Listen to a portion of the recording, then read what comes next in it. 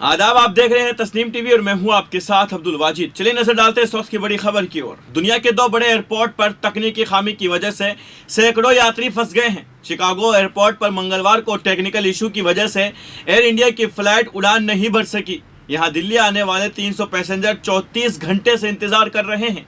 दूसरा मामला Hong Kong airport का है। यहाँ गुरुवार को कंप्यूटर सिस्टम में खराबी की वजह से उड़ानों में देरी हो रही है और सैकड़ों यात्री फंस गए हैं। अमेरिका के शिकागो एयरपोर्ट पर एयर इंडिया की फ्लाइट टेक्निकल इशू की वजह से उड़ान नहीं भर सकी है।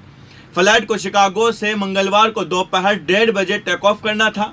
15 मार्च को दोपहर 2:20 पर दिल्ली में उतरना था, लेकिन अभी भी फ्लाइट ने उड़ान नहीं भरी है। गोपाल कृष्ण सोलंकी नाम के पैसेंजर ने कहा है कि 300 पैसेंजर लगभग 34 घंटे से फ्लाइट का इंतजार कर रहे हैं, लेकिन फ्लाइट के बारे में कुछ भी पता नहीं है। एयरलाइन से जब इस बारे में पूछा गया तो उनकी तरफ से कोई जवाब नहीं दिया जा रहा है।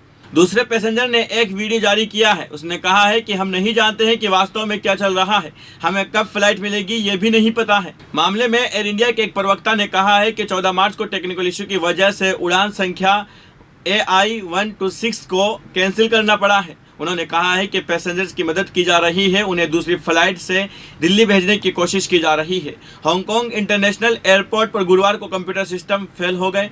कोविड महामारी से पहले हांगकांग दुनिया की सबसे व्यस्त एयरपोर्ट में से एक था। यहां 2019 में 7.1 करोड़ यात्रियों ने उड़ान भरी थी। हांगकांग की एयरपोर्ट अथॉरिटी ने अभी कंप्यूटर में आई खामी के बारे में ज्यादा जानकारी नहीं दी है। स्थानीय मीडिया के मुताबिक चेक इन के लिए रजिस्ट्रेशन कराने वालों की लाइन लगी है, लेकिन यह सुविधा अभी बंद है। अमेरिका में जनवरी में 9,600 फ्लाइट्स लेट हुई थी, जबकि 1300 डोमेस्टिक और इंटरनेशनल फ्लाइट्स कैंसिल कर दी गई थी।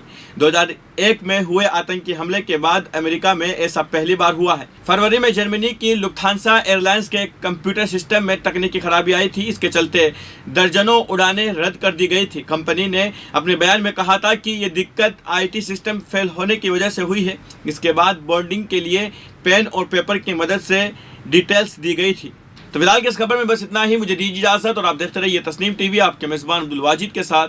अल्लाह हाफिज।